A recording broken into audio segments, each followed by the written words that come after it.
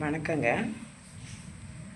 நான் உங்கள்கிட்ட யூடியூப் சேனலுக்கு ரொம்ப தேங்க்ஸ். ஏன்னு கேட்டிங்கன்னா, ராஜராஜர் பரம்பரையில் சோழர் பரம்பரையில் வந்த வரலாறை பற்றி உங்கள்கிட்ட நான் சொல்லணும்னு நினச்சேன்.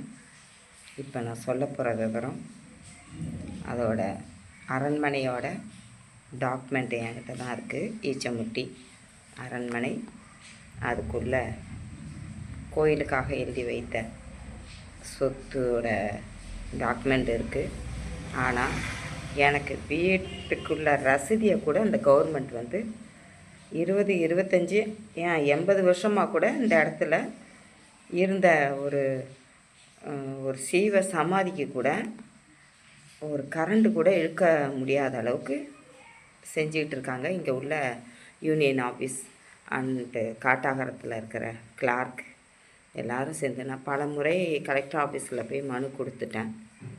இதுக்கப்புறம் முதலமைச்சரை தான் நேரடியாக சந்திக்கணும், எங்களுக்கு நியாயம் கிடைக்கணும். ஏன்னு கேட்டிங்கன்னா, ஒரு சோழர் பரம்பரையில் பூர்வீக சொத்தை போய் நத்தம் ரத்துவாரி புறம்போக்கெல்லாம் பண்ணி அதை ஒரு அழிச்சிட்டாங்க. அரண்மனையை அழிக்கணுன்ட்டு ஈச்சமுட்டி அரண்மனையை அழிச்சிருக்காங்க. அதை நான் சும்மா விட மாட்டேன். கோர்ட்டுக்கெல்லாம் போயிருக்கேன், ஜெயிப்பேங்கிற நம்பிக்கை இருக்குது. இப்போ ஹைகோர்ட்டுக்கு போகிறேன்.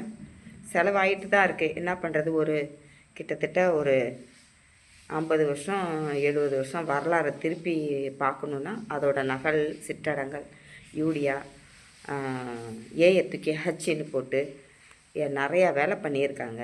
ஒரு கோயிலெலாம் கிடையாதுங்க. எங்கள் சொத்தை ஆக்கிரமிப்பு பண்ணுறதுக்காக அங்கங்கே கல்லை போட்டு அதை ஒரு கோயிலை உருவாக்கி, காளி கோயில், முத்துமாரியம் இப்படியெல்லாம். ஆனால் 500 வருஷத்துக்கு முன்னாடி இருந்த கோவில் சிவன் கோயில் அண்ட் அம்மன் கோவில் தான். அதுக்கப்புறம் அவங்களே உயிரோட உள்ளார இறங்கி அவரே சித்தரா புருஷன் பொண்டாட்டி, அதாவது ராஜகோபால் அண்ட் மரகத்திலே ஆயா 2 பேருமே சீவ சமாதி ஆகிட்டாங்க. அதுக்கும் நாங்கள் கோயில் கட்டியிருக்கோம். ஆனால் எங்களை அடிக்கிறதுக்காக இங்கே இருக்கிறவங்க ரொம்பவும் சூழ்ச்சி வலை பின்னிட்டுருக்காங்க. கூடிய சீக்கிரத்தில் அதோட டாக்குமெண்ட் எல்லாத்தையுமே நான் உங்களுக்கு காமிக்கிறேன். 75 என்ன நடந்தது, 1954 அவர் சிவசமாதி அடைஞ்சது. அது இல்லாமல் 1928 பாகப்பிரிவினை 5 வாரிசுங்களுக்கு ABCDE இப்படியெல்லாம் சொத்தை பிரித்ததை எப்படியெல்லாம் பண்ணியிருக்காங்க அப்படிங்கிற இதெல்லாம் நாங்கள் எடுத்துட்டோம், கண்டுபிடிச்சி எடுத்தாச்சு. ஆனால் இதற்கு ஒரு தீர்வு வரணுங்கிறது தான் ஒரு அரண்மனை. சோழர் பரம்பரை, பிச்சாவரம், தீவுக்கோட்டை, அதில் வாழ்ந்த பரம்பரை, சினவு பரம்பரை, மயிலாடுதுறை, அஞ்சாத சிங்கம், இப்படி கங்கையை கொண்டு வந்த கங்கையாதிபதி, இப்படிப்பட்ட பட்டம்லாம் வாங்கி நாங்கள் இன்றைக்கி நிற்கிற நிலமையை பார்த்தா கண்ணீர் விடுற நிலமை தான். இதை உலகம் ஃபுல்லாக பார்க்கணுங்கிறது தான் எங்களுடைய ஆசை.